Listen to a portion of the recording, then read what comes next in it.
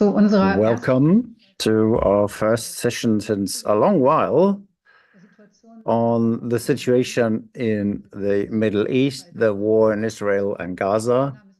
My name is Im Schulz. I am on the board of Heinrich-Böll Foundation, and I'm very pleased to have this event here.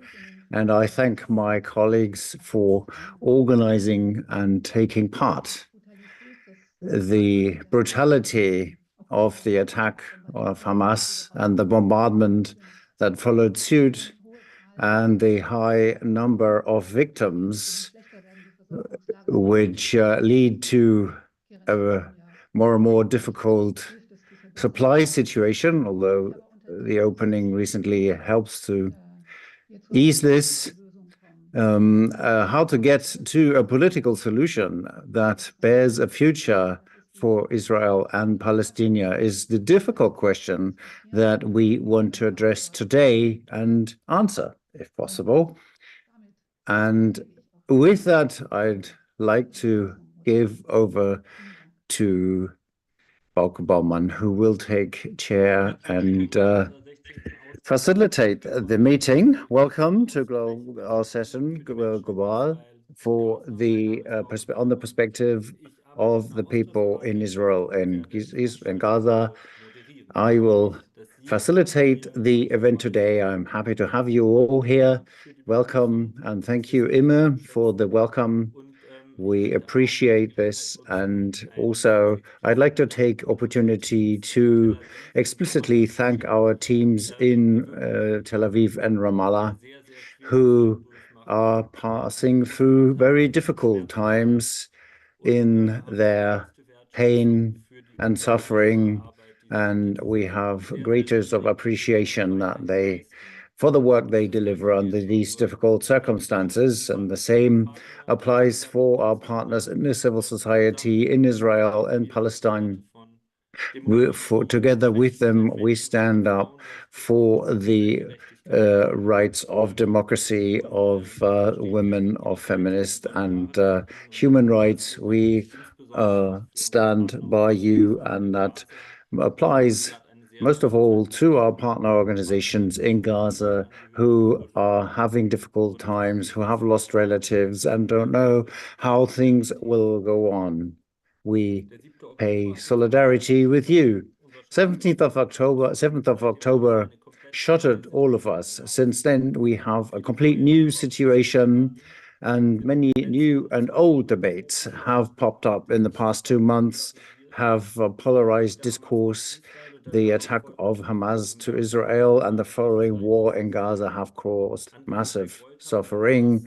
And in the face of the cruelties in the area, have pushed the political solution and the search for it in the background. But more than ever, a political perspective is necessary now.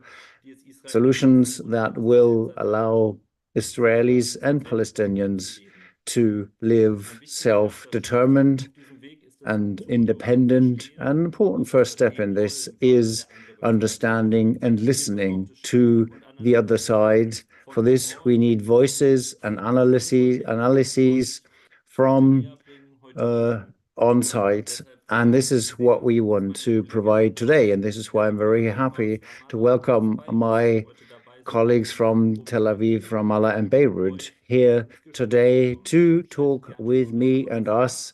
So switch on your cameras while I just sketch out the discussion that we would like to have today. We want to discuss on how the people in the West Bank and in the Gaza Stripes are doing, how the humanitarian situation is developing, what debates are coining the political discourse at the moment, what challenges the progressive stakeholders in the civil societies face, and also which political perspectives for the future of the Gaza Strip and a constructive approach in handling this conflict can be found.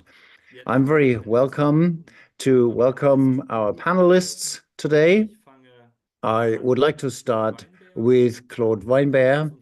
Claude is our interim director in the office in Tel Aviv. He has taken on this job only a few weeks ago, but he knows the foundation and Israel very well. In '89, he took over the Tel Aviv office, opening it, and he has spent there many years in Brussels as well. He's also a member of the board of directors of the Green Union Foundation. Welcome, Claude. And next, I would welcome Dr. Dr. Sigmund.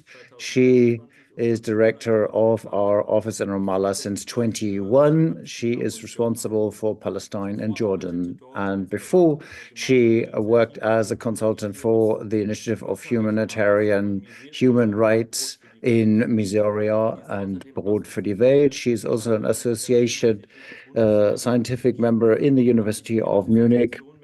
And she has worked on the significance of Israel and Palestine NGOs in peace.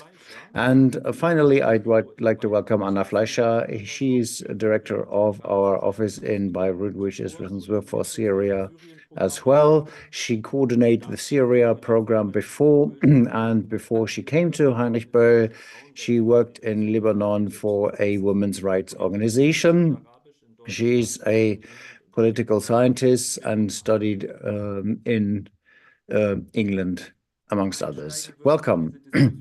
I wanted to start the discussion with a personal question, also because 7th of October and the following events for all of us, as for the people in the region, were very difficult, very charged emotionally, and this is something that we can't separate from the analysis of the conflicts, and this is why I don't want to leave this out.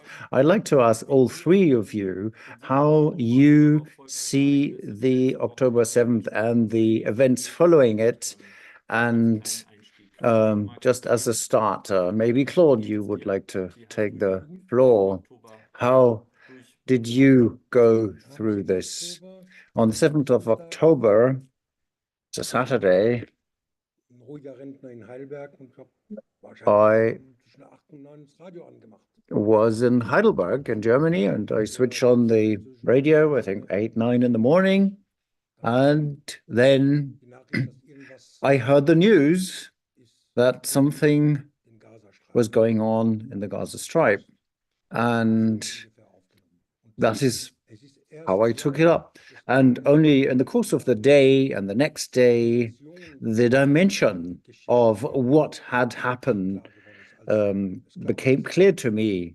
Until then, it was, I heard that Palestinians are out occupying places.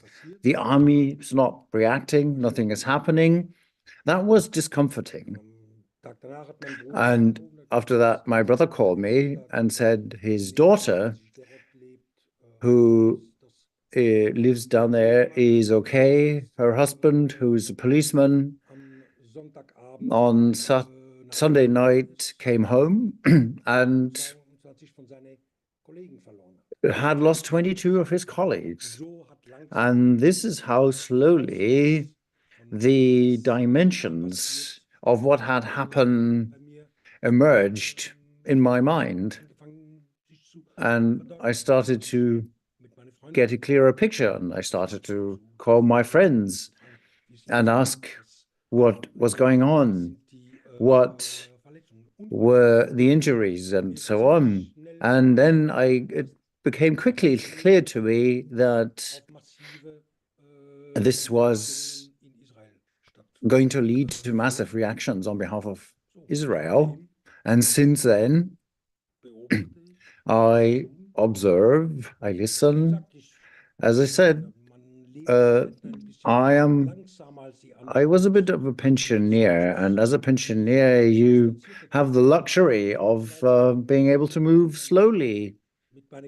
And now, 4 or 5 weeks later, I started to talk to my ex-colleagues, and then it came that on 1st of December, I was asked to direct the office in Tel Aviv, and the rest is not private anymore. Thank you.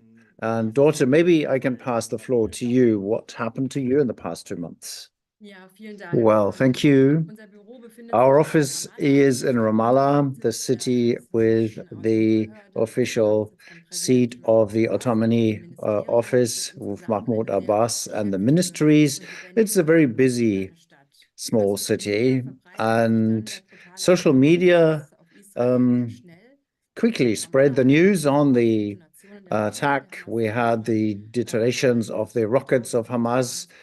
Ramallah is about 1,000 meters high, and the sound echoes and the windows were shaking in my home. And then the Israeli military was very present on the outskirts of Ramallah. The people were quickly concerned and strongly concerned, and they're concerned. We had long queues at the petrol stations. People started to buy food. Everybody was concerned about what was going to happen. The events on 7th October were very surprising to everyone. There was no indication that anything was planned. Over the past 2 years, we have to say that the military wing of Hamas had not taken any action and not supported the Islam Jihad. And this gave the impression that Hamas was aiming for a long-term ceasefire and concentrating on its authority in the Gaza Strip.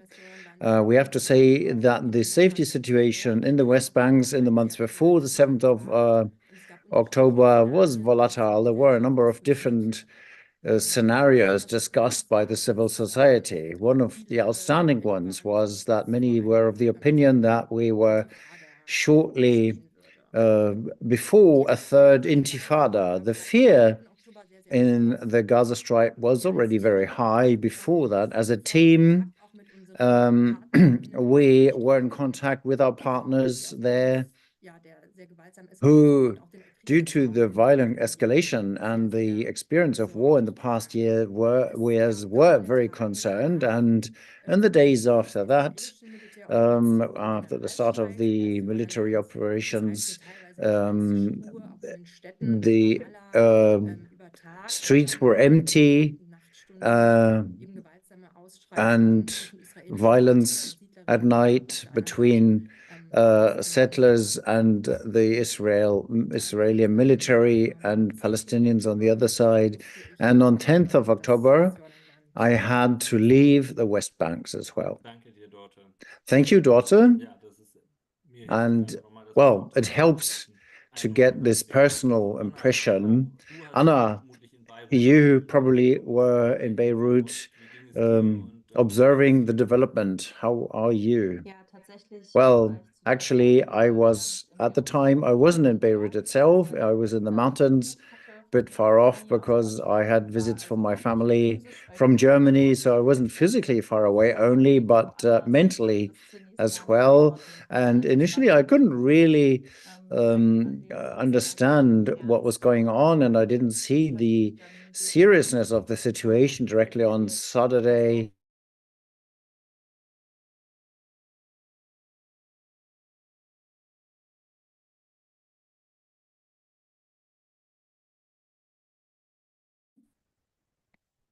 Hörst du mich, Bauke? Jetzt höre ich dich wieder. Can you hear me? Okay. So I was at a point that I said that quickly it turned out from talking to people, the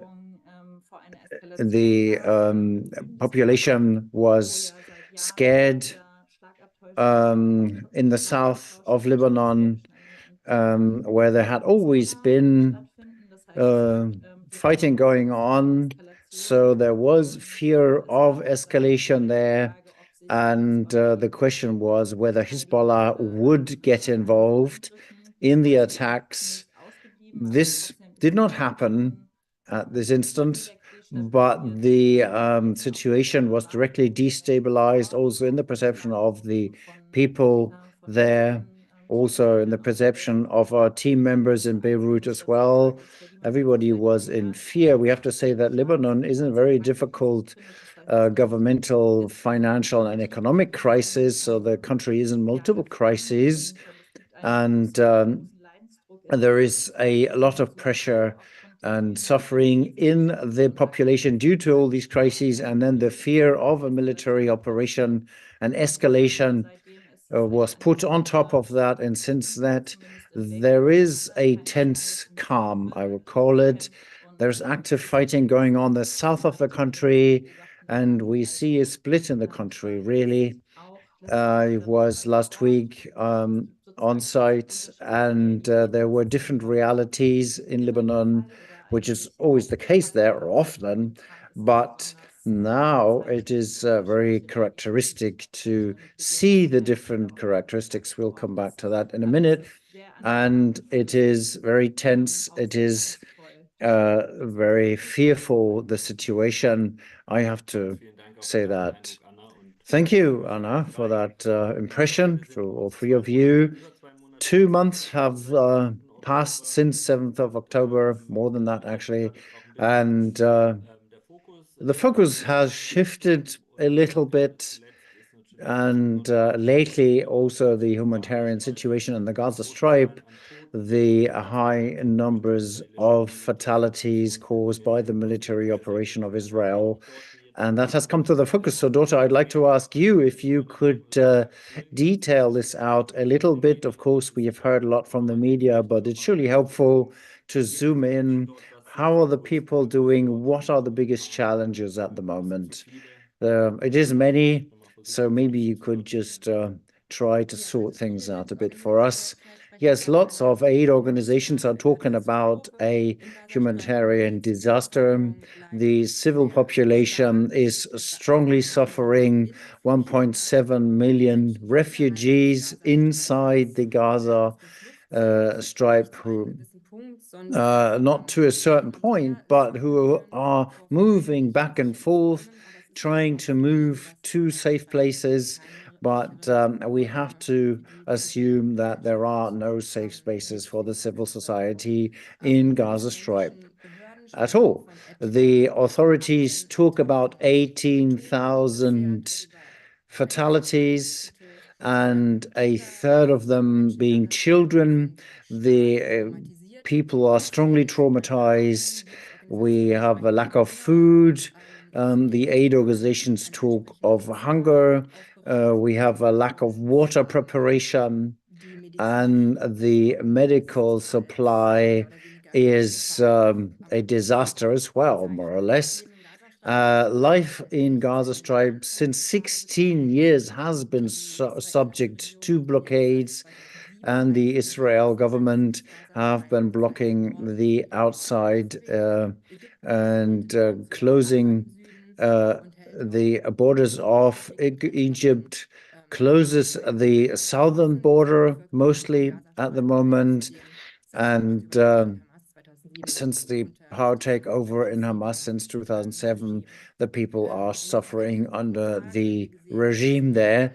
In the past days, we have seen more and more aid transports and convoys moving into the Gaza Strip, but we also do see, and our partners tell us this in our network, that this by far is not enough. Thank you. That's really a catastrophic situation. And I just wanted to take a look at Israel now and see what happens, how people are in Israel, Claude, and how the situation is traumatic since the 7th of October and everything that's been following since, the drama about the more than 100 hostages who are still being held by Hamas. You've just been in Tel Aviv. What did you take away from your visit there?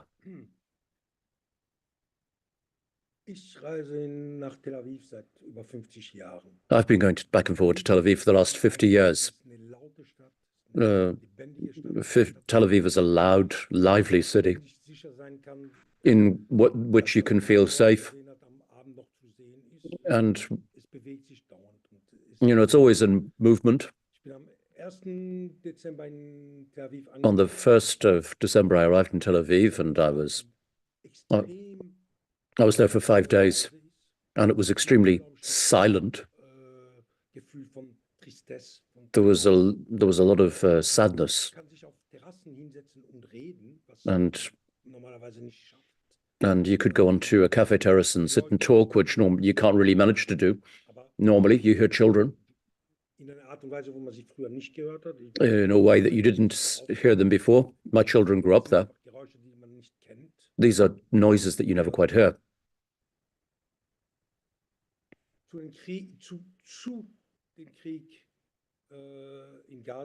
Also about the war in Gaza. So people are talking about 18,000 dead, but in Israel,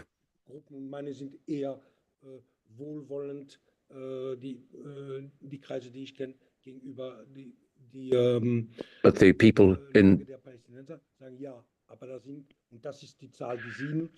who they always sort of like say, but these are the figures you're using, but we've managed to kill 7,000 Hamas fighters, and at least the people that I know. And you can see that how you can have different declarations and different perspectives about the same figures, and you can have different perspectives on the same situations and facts. The people in Tel Aviv at the moment,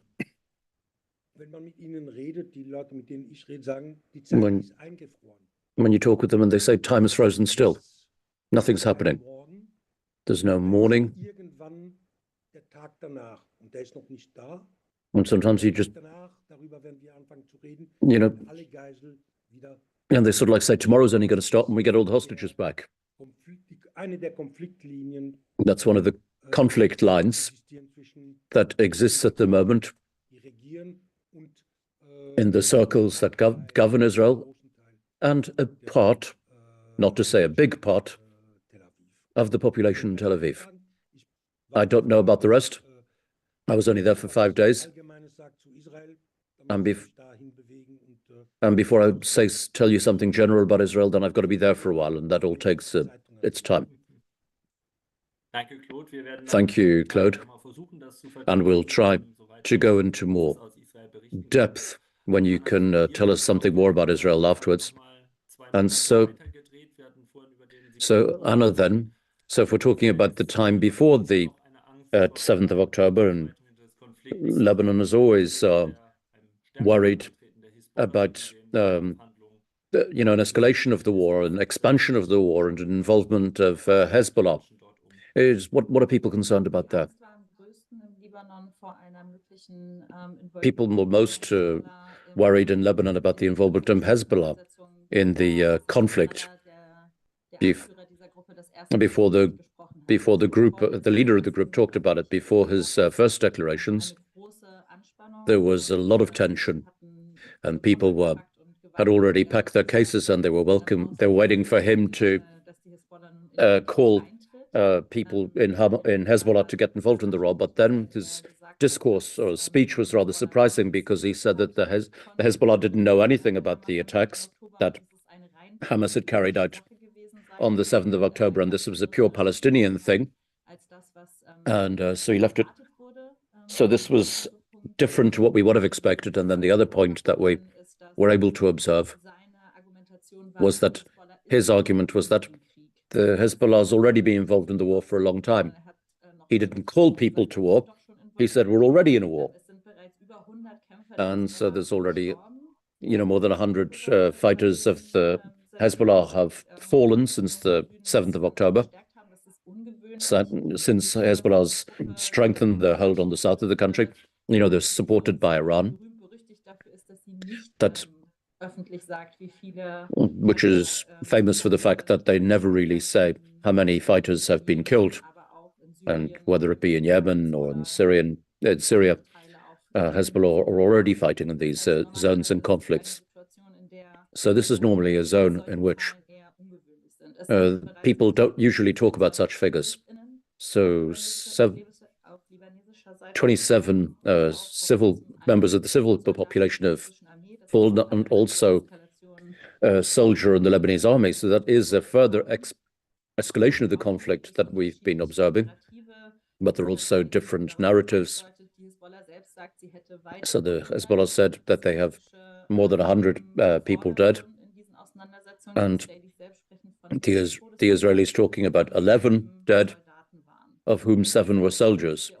So, of course, then we've got different narratives about the development of this conflict, but we've got different perspectives and different realities.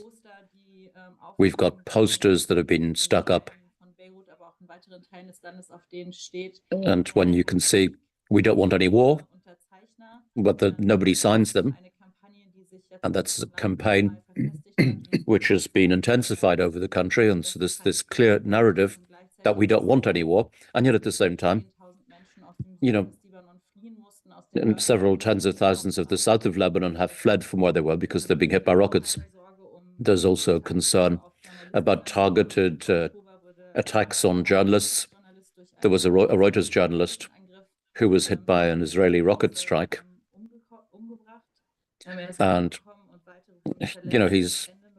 he's been killed, and some other people have been hurt, and then 2 other journalists were also killed through an Israeli attack. So we got to a point where people are really looking what's happening and what's the escalation and what's the next step. The Hezbollah in any case is they're hitting back, and they're hitting military targets, but they're not fighting up to their full capacity. But they'll well within the military capacities. So that's why this situation is quite tense, and why it's being minutely observed. So thank you. That's good to know how things are following this from Lebanon, and also the concerns in Lebanon about the escalation of the war. People who sort of like the people who are against the war are normally from grassroots society and civil society, people from our partner spectrum, whether it be in Israel and Palestine and also in the Lebanon.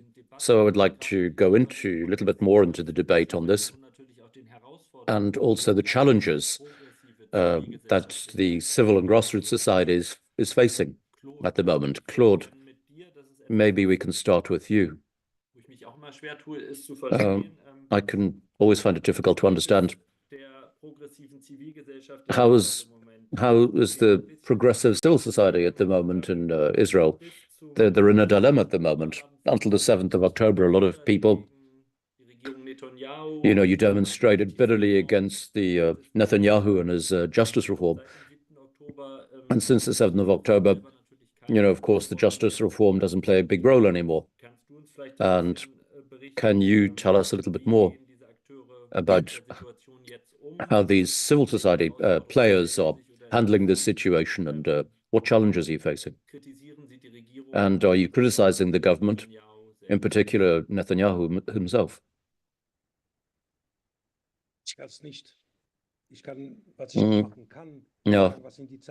No, I can't tell you. I can tell you what's in the newspapers, and I can give you 2 examples.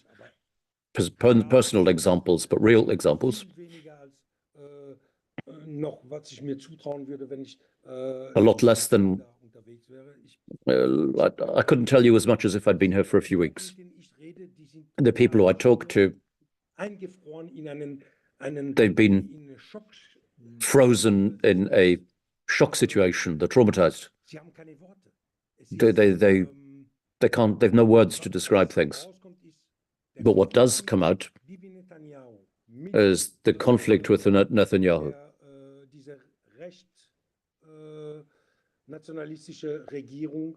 Conflict with this right-wing nationalist government. Of course, people are still against it. But what does filter through is that the day afterwards, there's that Bibi Netanyahu has no future, a political future that seems to be fairly sure. But that doesn't mean that the plans that the civil society people they've got no plans for the future. Now, for the progressives or the peace movement, for the 2nd of December, I just wanted to see. I wanted to have my own picture of what was going on. from people who had been every Saturday for weeks and weeks beforehand, they'd taken part in demonstrations against the justice reform. And what they did tell me is that the population who's involved in this now is a lot more diverse, who's a lot younger. They couldn't be necessarily classified as progressive. When they say the Gaza must be,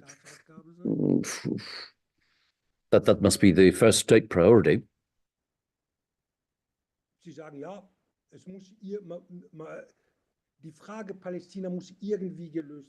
That we have to settle this Palestine question in one way or another.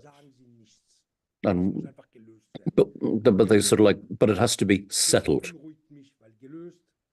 And a solution is always something that concerns me, because solution is, you've got to see how you get to a solution. That somehow that the Palestine concerns are going to be solved. It's not going to happen in an acceptable way. With people that I know, they mostly Europeans who made the Aliyah and migrated to Israel, and they didn't want to be a minority in Europe. They wanted to live in a state where they were the majority, and not to be confronted with pogroms, with just being murdered because they're a Jew. And so these were people whose whole life project was broken to pieces and destroyed. It's going to be very difficult to organize things for people. People have plans, but I can't really tell you where this plan is going to lead people. And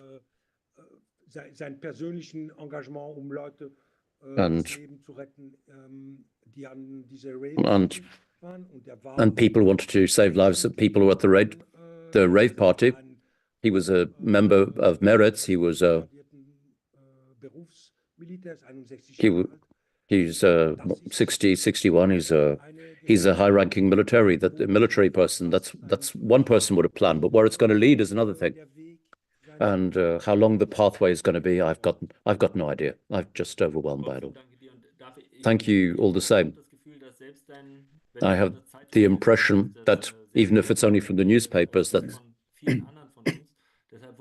that I just wanted to ask you again, do you see that the criticism that the criticism of the military is increasing with respect to what's happening in Gaza, especially seeing as the fact that sort of like 3 of the Israeli hostages were shot by the IDF in Gaza?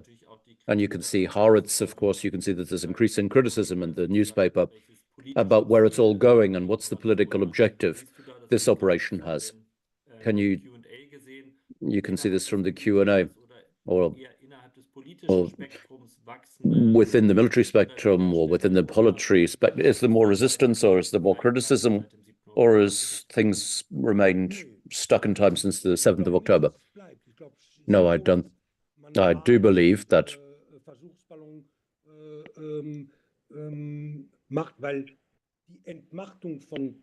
because people feel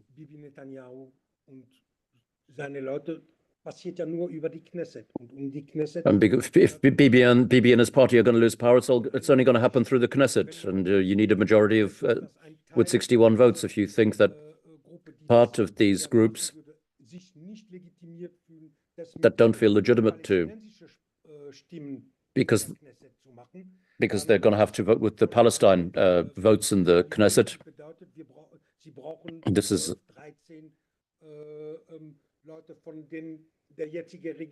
which means that to get a majority, you've got to get 12 or 13 votes from the current coalition.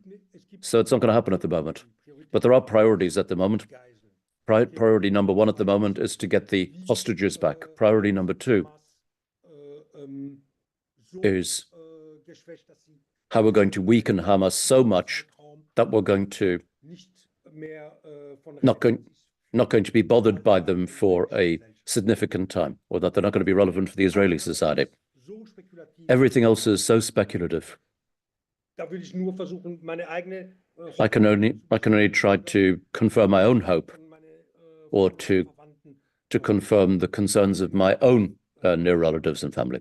But I can't tell you anything more than that. It wouldn't do you any good. Thank you very much, Claude. So, Dortha, the voices from stakeholders in the Palestine Civil Rights Society, the people who are involved in human rights and whose political objective is completely opposite from the political objectives of Hamas. We don't hear any of them, those people at the moment. Can you tell us a little bit at the moment why this is, and also in particular what challenges these people in Palestine face at the moment? Yeah, the Progressive Palestine Civil Society, in particular, are partner organizations that you've talked about. This is a real challenge at the moment, and not just since the 7th of October. We're working with them in various fields. We're talking about environmental justice, human rights, and political solutions, and international relations. We've been working with them for a while on that. In particular, our human rights partners who want more democracy and who want more political participation in the West Bank and also in the Gaza Strip, and they want an end of the occupation. They want an end of the blockade of the Gaza Strip and our partners criticize both sides. They criticize both the Palestine side and also the Israeli side. The Gaza war has intensified the situation. This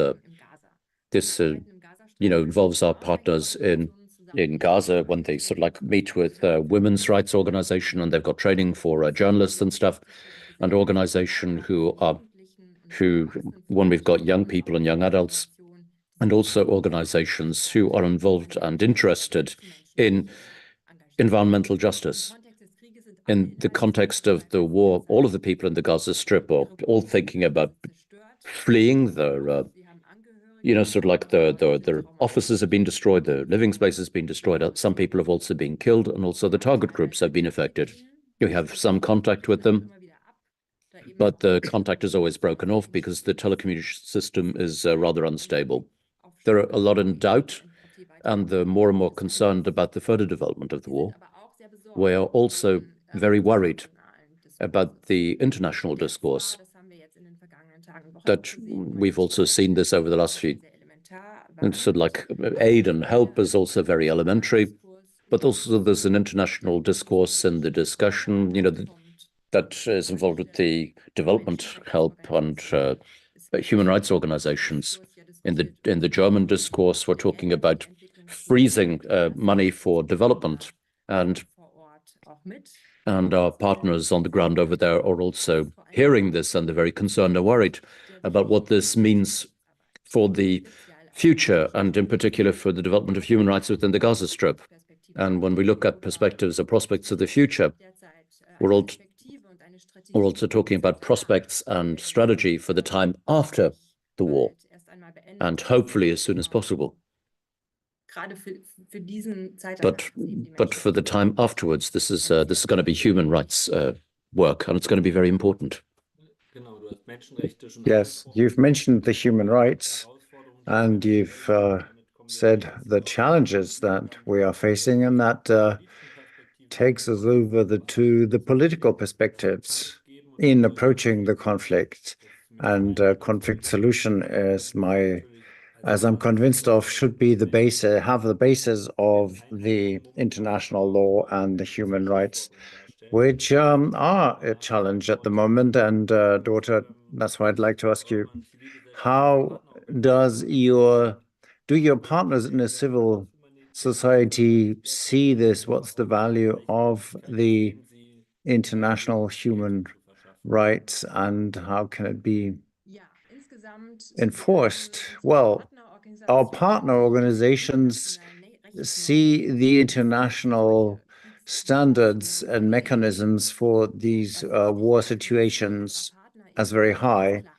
And what our partners are demanding is that the conflicting parties would accept this as a neutral mechanism.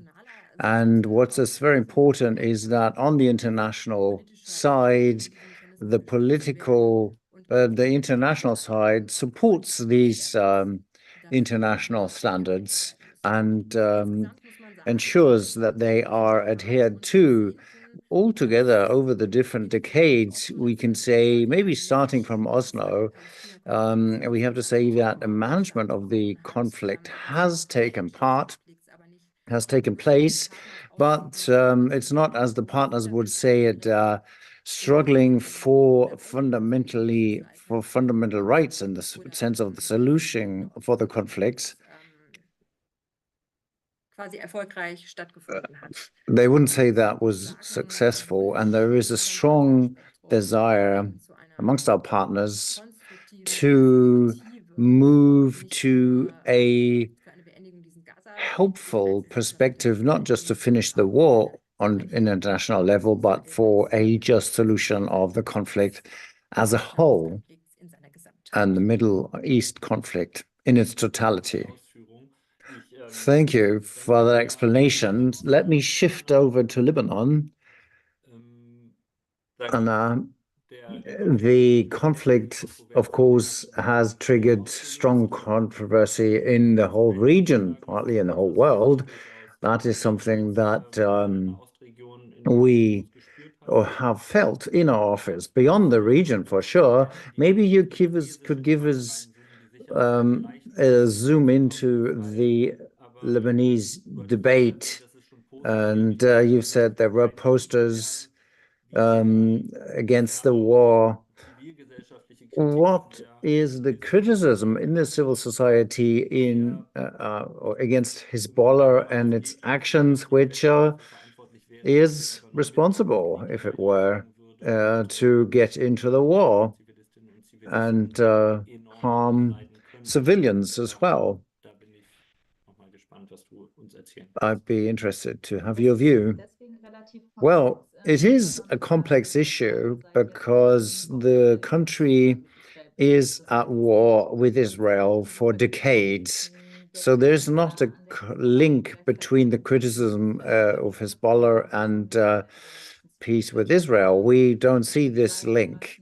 But since the 1950s, there are laws that prohibit communication between Lebanese and Israel civilians and things like that. And after there happened a number of wars, but since the 80s, there has been no calming of the political relationship or no peace agreement, which would create an opportunity for the Lebanese state to take action. The last war from 2006, which lasted about a month, has left deep scars in the society, and there is fear of this situation returning.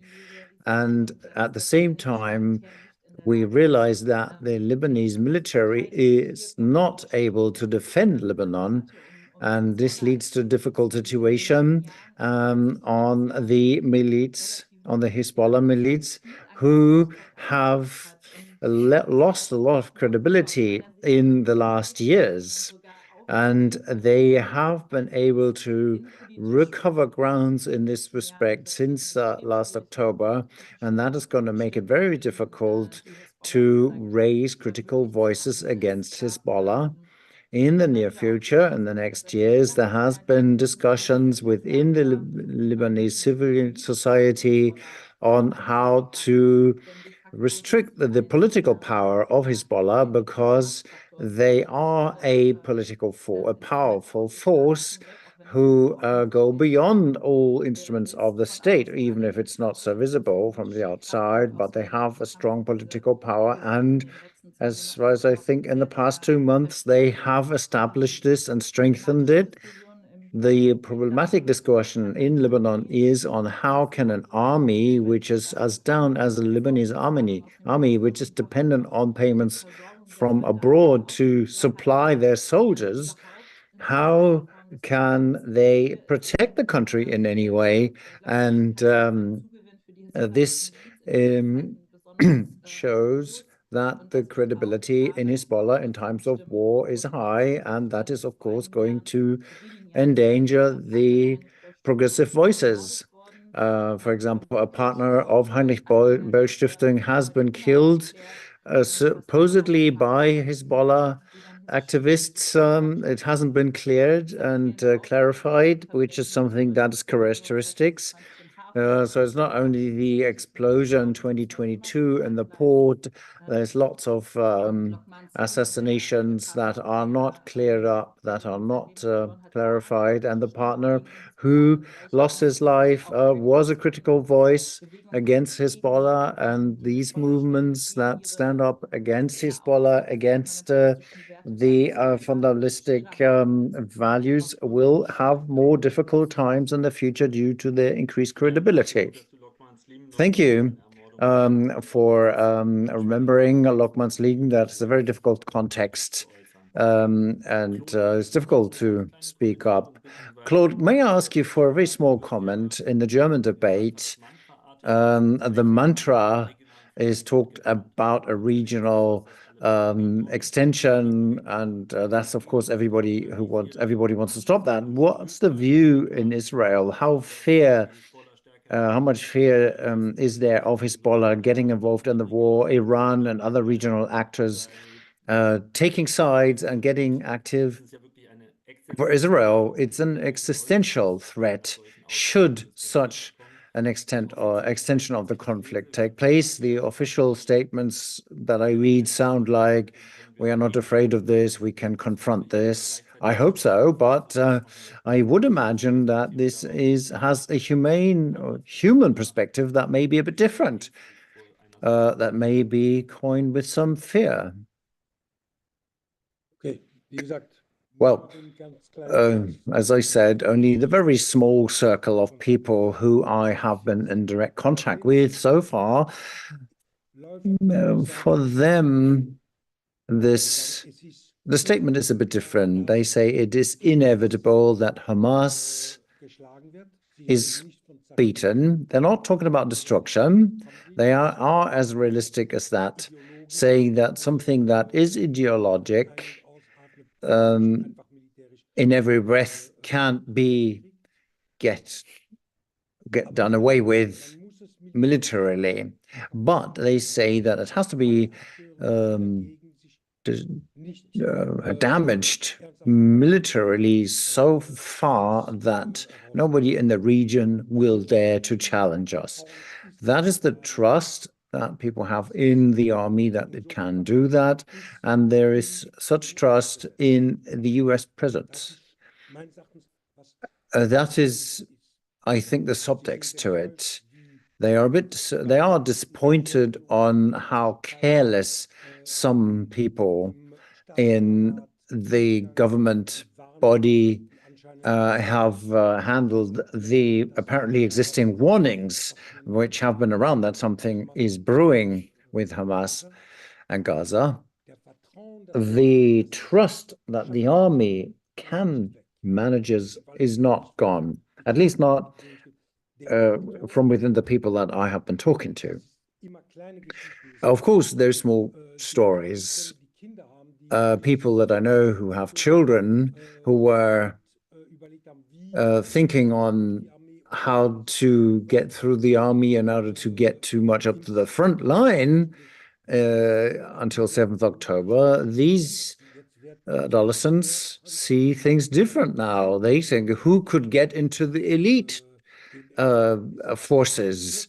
Now, the heroism, which I recall from being a youngster myself, that I have heard about the Israeli society, but had been gone over the past 30 years. It wasn't so prominent in the population. The patriotism was not as heroic, and at least not in the left progressive circles. Thank you, Claude. This is a bit of a service tweet, daughter Anna. Of course, you could comment what you say if you feel like adding something to what one of you has said. Please do feel free to do so, or just indicate that you want to say, and that applies to the audience as well. We'll have one more round on the panel, and then I would like to move on to the Q&A tool, and encourage you to send questions, and we'll try to do our best to answer them. And Claude is already taking that opportunity. Yes, I wanted to say something on the traumas which we have had since 2006. How long is this going to go on for the future? The war, how long is that going to extend these traumas, this distrust, this not revised situation? One thing, if I can tell you, is if you think Israel is going to be different, now we're going to have a short term, and that means the next 10 years, because Israel will see some readiness to go for a negotiated peace or ceasefire as a modus vivendi, that sets levels to the Israeli societies that you don't set to other societies. You may recall that it took a very long time for Germany and France to get to half normal terms with each other. Thank you, Claude, for pointing that out.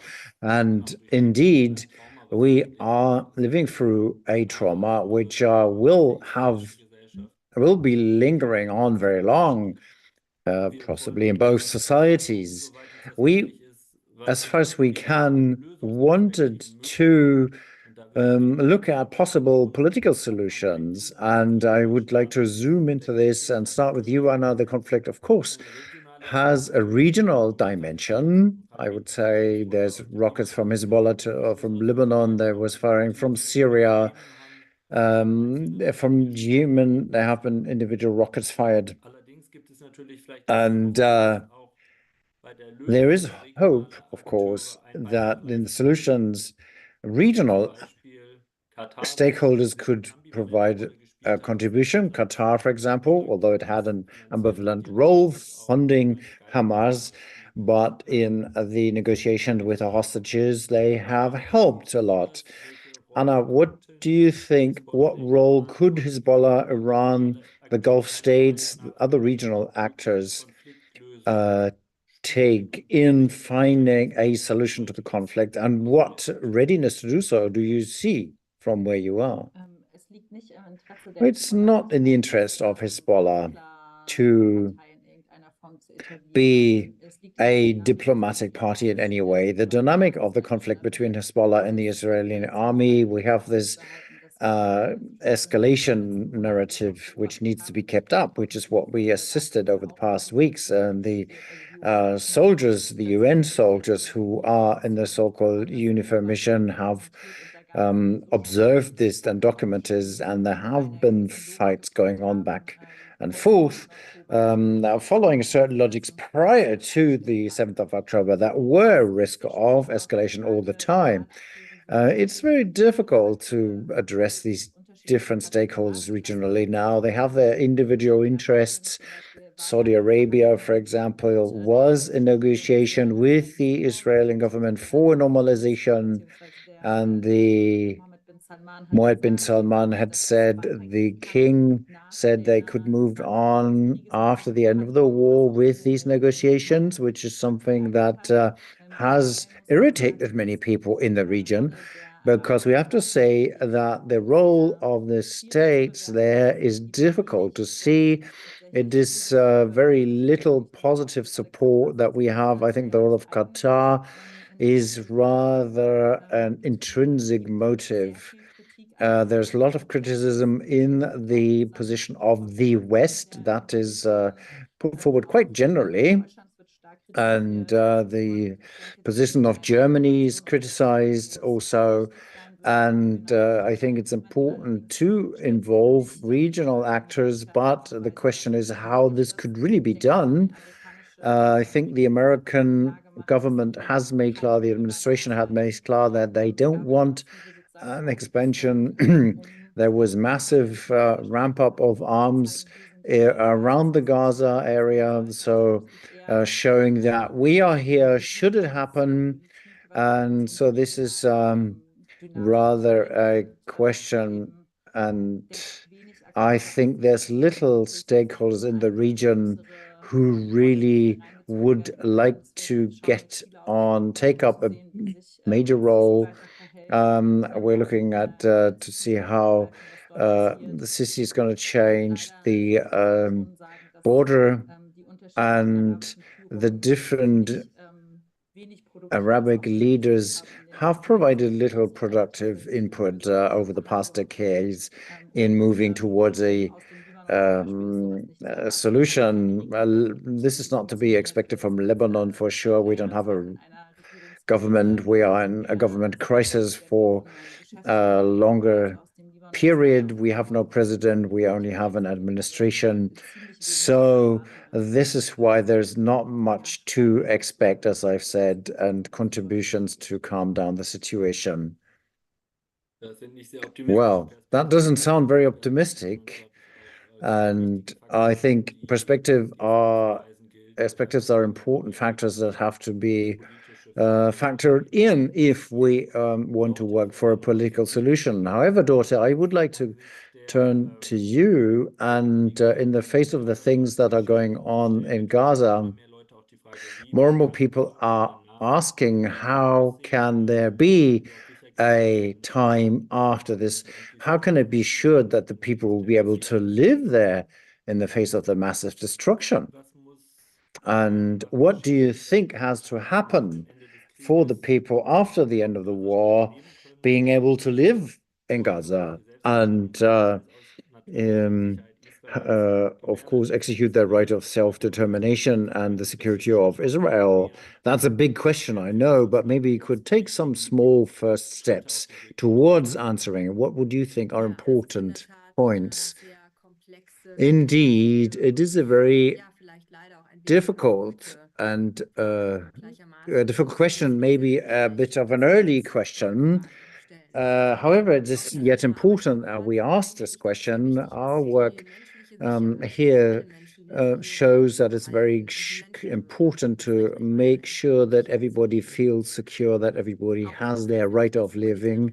And I think the international norms and standards are a very good basis for this, because it is very inclusive if we take it seriously. I think a new multilateral peace initiative with international support will be very important to involve all conflicting parties, and other regional stakeholders should be involved. I think that is more important than ever. But I also have to say our Palestinian partners are very skeptic about what's being discussed in the media as scenarios for Gaza. For example, the idea and the perspective of the autonomy office taking a bigger role, or should be taking a bigger role.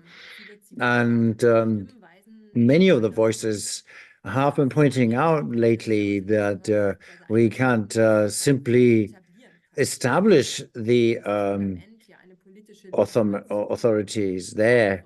It needs a legislation, a democratic elections for that. And also,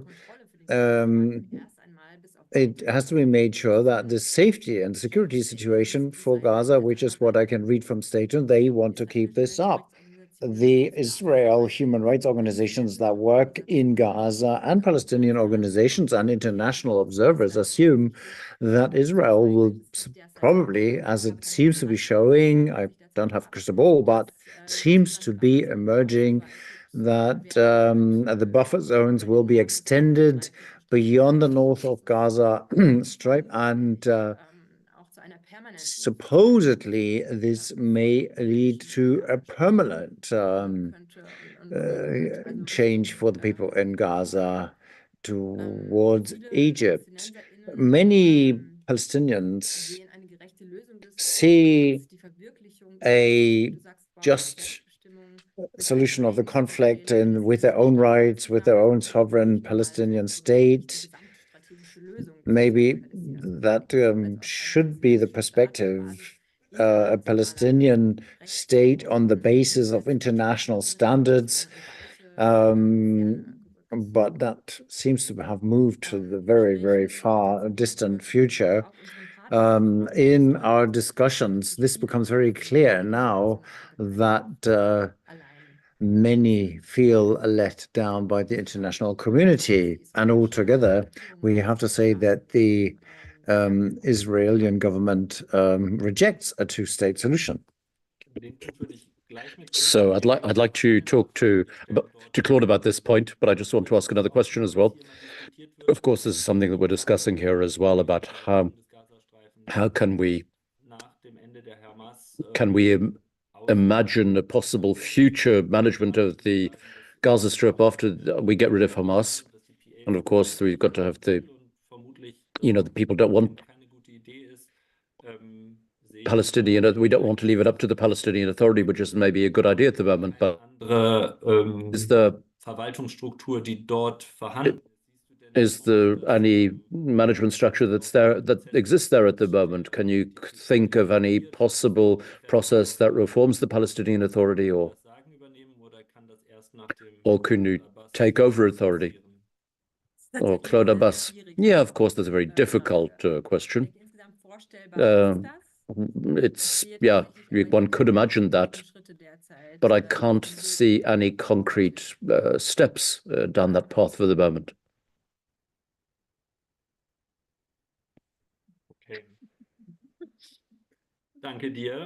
Thank you, Claude. Sort of like what chances do you give a two-state solution or a constructive treatment or processing of the conflicts that could lead to a two-state solution? It's not going to be a solution in the near future. It should be a long-term objective. Can you see in Israeli society or the political sphere at the moment, what type of starting points do you see for resolving this conflict, if any, at the moment?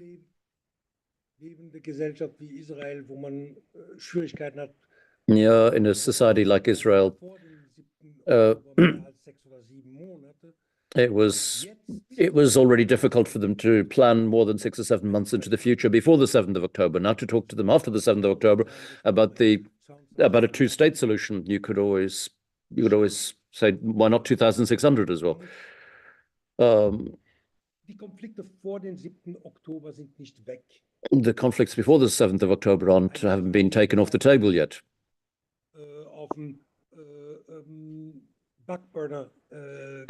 They've been thrown onto the back burner and frozen in time for the moment, because at the moment what we're talking about this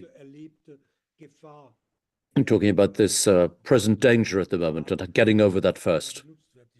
So this is the language that's being used. I don't want to make it my own, but this is what's being said. The reality before the 7th of October was we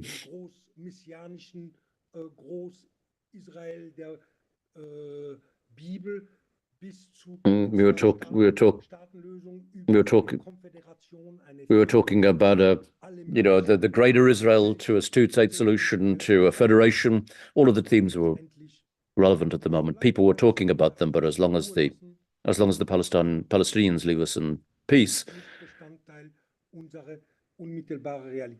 But this isn't part of our direct reality here at the moment. At the moment, we're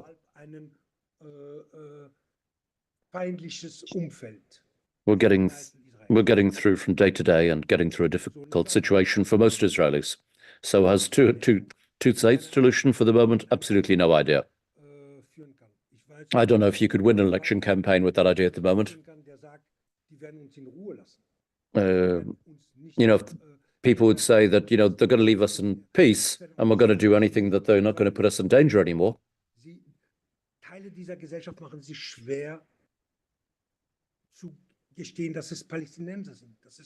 And some people in society find it hard to admit that the Palestinians with a national identity, with national aspirations. They find it hard to admit this at the moment. And this is why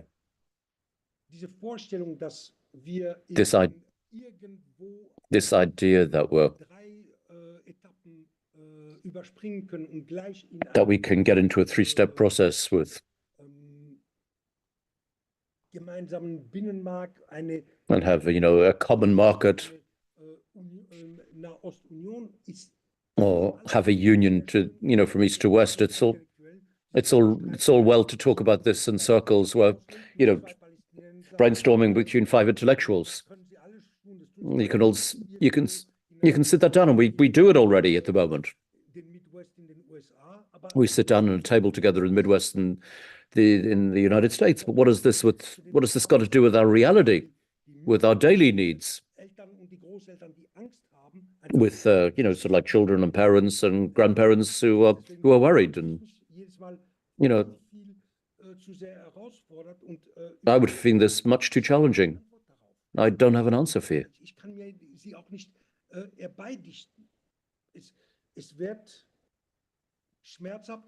It will be painful, it will be long, and it won't be a happy process. But yes, I hope that we've all learned something. That the freezing of conflict, that the separation without talking to one another, and that we need to get all this. And I've been working on this since Holbrooke and since 1992. That didn't work in Bosnia-Herzegovina, didn't work in Lebanon. And when we get that off the table and we don't deal with that anymore, then I hope we get further. So I can see a direct reaction from Dorothy, which she wants to say something. I just wanted to say something and say to Claude that this shows how important it is that we need to stand by beside our partners at the time. We don't, not by differentiation and not by who want a diverse society with many voices. And this is so important because I think what has shown us very clearly in this last Gaza conflict that the answers are being formulated far too fast and far too simply to decide for society and for population in the short term only. And this doesn't, and we need to face up to this complexity, also in the German and international spheres. Thank you, Dorte, for this reference to your partner organizations. I find this very important because, of course, when you look at the majority, you look at the majorities of society in Israel, Palestine, and probably Lebanon, then you look through our partner spectrum, who generally are pro-peace and pro-rights and have other ideas for solving conflicts. And they've got other ideas. They've got ideas that are different from those in the mainstream political spheres. And we need to stay on the side of these partners because, for me, this is a ray of hope that these stakeholders still exist and who want to find a just, negotiated, human rights-based conflict resolution. I want to open the panel up to the questions and comments from you out of the public, but I can see that Claude wants to say something and I don't want to cut him off. I just want, Daughter, I've got no problem with that. However, we've got to be clear that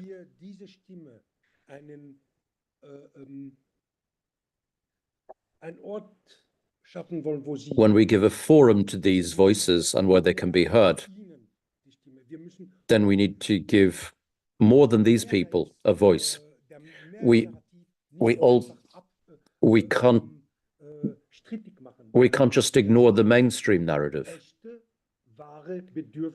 These are real needs that we just can't sweep from the table and ignore them, because we won't make any progress that way. The concerns and worries of the majority society in Tel Aviv must be dealt with. And if we ignore them, we shut stakeholders out. And we need them at the end of the day if we want to strike a compromise. And we need to be careful and aware of this. We need to be aware that we need to be aware of what Hamas supporters are thinking. They're not just all religious warriors. We've got to talk to them and we've got to listen to what they say. Yeah, I agree with you. Of course, that's also true for the Palestine and the Lebanon majority society as well. Yeah, and I think that these are the challenges that we've got to face as a foundation as well. We've got to bring all the voices to the table, and we've got to hear these different voices, and we've got to keep the dialogue going with our partners, but of course with importance. But of course, we've also got to keep the dialogue going with stakeholders who aren't from our sphere of thought. So thank you very much for answering the different questions. Just going to pick some of the questions that I'm going to ask. And the question that I'd like to lead them forward them not to our partner. Are we going noch weiterhin mit uns or zusammenarbeiten? do you want to continue to work with us together? So this probably refers to the fact that there are organizations that German partners had distanced them from, due to the German position on the current conflict and war. Can you say something about that? Has there been? How do you discuss that with partners? Or whether there's maybe a little bit of tension with the official German position and our work as the Böll-Stiftung on the ground. Who'd like to start? Okay, maybe I can start. From my perspective, the most controversial discussions are with people who are involved in foreign policy. This is where we'd like to have a contribution from the region. And this is what we've also done to some extent. There was a consultation process with the Lebanese society, also the Iraqi. This is a crisis at the moment for the feminist foreign policy that the Germans written into the coalition contract. This is a crisis for that point, for that field anyway. And this, in order to set up this type of feminist foreign policy, when we're talking about power and power division and how we deal with it, and with marginalized voices and intersectional voices, but we're having controversial discussions about this at the moment with our partners and about how we can work that in Lebanon. This conflict is a little bit older than the German presence here. This has been going on now for several decades. This is why this structural distance has always existed. And people ask us questions about the position of Germany. And they think of it, the perspective is that there is too little space. And we have a big discussion about the fact whether people who are here, and how can we get all the different perspectives involved. And I think Claude's also said this quite well earlier. War divides people in the most unimaginable ways possible. And peaceful dialogue is very difficult in these sort of difficult times, but it's also extremely valuable and extremely necessary. But we're looking at a government which is going to be destabilized for the next while and for the next decades due to this war. And so for this war, this is going to be a big challenge for us. Thank you, Anna. Would you like to react as well, Dorothy and Claude? It's up to you. Okay, I can just say that we are also having critical discussions with our partners in Jordan and also in Palestine and in our regional office. There's a lot of critical position taken against the general, but we do have a lot of partner organizations who've been working side by side in a trustful relationship. And I think that due to this, I think we'll be able to understand each other and continue to understand each other in spite of these difficult times. Thank you. And so I have another question for Claude. So do you think that there actually is a danger that Netanyahu has no interest in an end to the war, because when the conflict ends, then his political future is sealed and he's cooked? So, Claude, that's there's a quite worrying logic behind that question. If that was the foundation for the continuation of the war, as it were.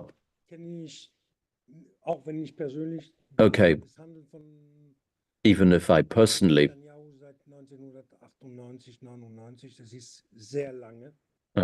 even if I don't like Netanyahu, and I haven't liked him since 98, 99, I imagine he would like to stay around for as long as possible.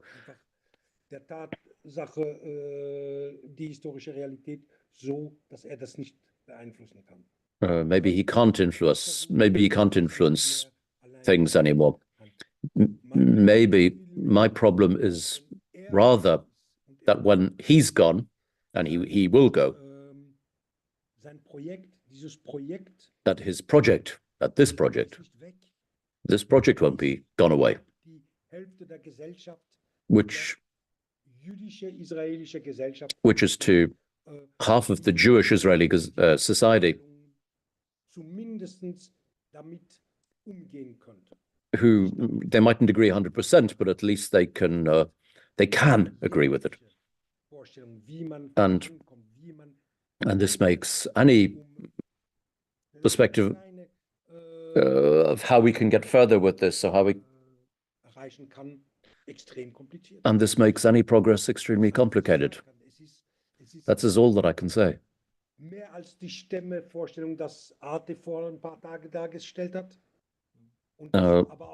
But it's extremely complicated. It's cultural, it's political, it's psychological.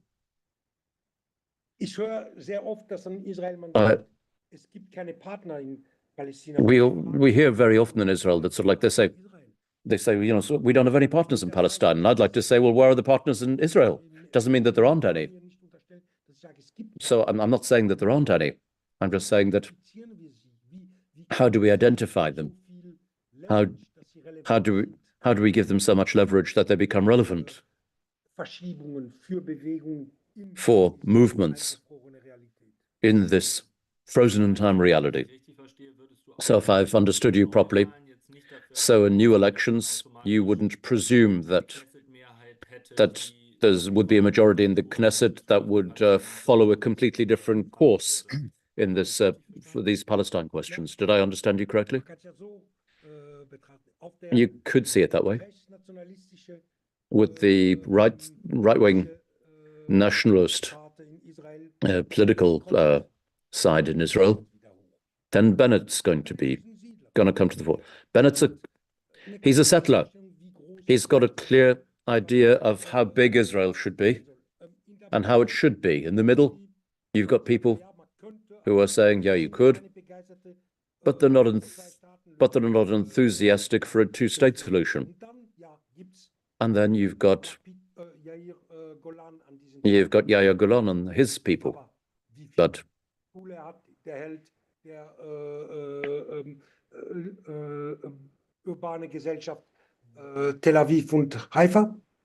how much of the urban society in Tel Aviv and Haifa is going to follow that? I've got no idea. I don't know. I do know that as long as there's a consensus between the 80% that the other 20% who aren't Jewish and want activities, and they're saying that they shouldn't be actors in the forging of a peacetime Israel, or that's going to be complicated. Then the majority in the Knesset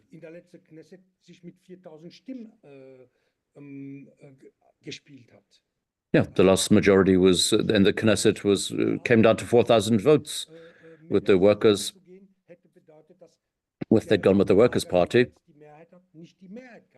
then they wouldn't have had the majority had they gone with the Workers' Party. And we're only talking about 4,000 votes here. That's why it's very difficult to make forecasts about what's happening with Netanyahu or without Netanyahu and the prolongation of the war. It's not within his hands, I'm telling you. Thank you.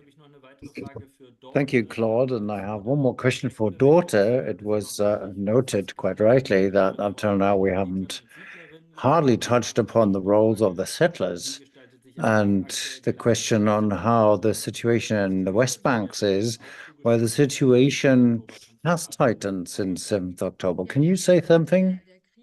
Yes, the war has had a strong effect on the West Banks, the occupied West Banks.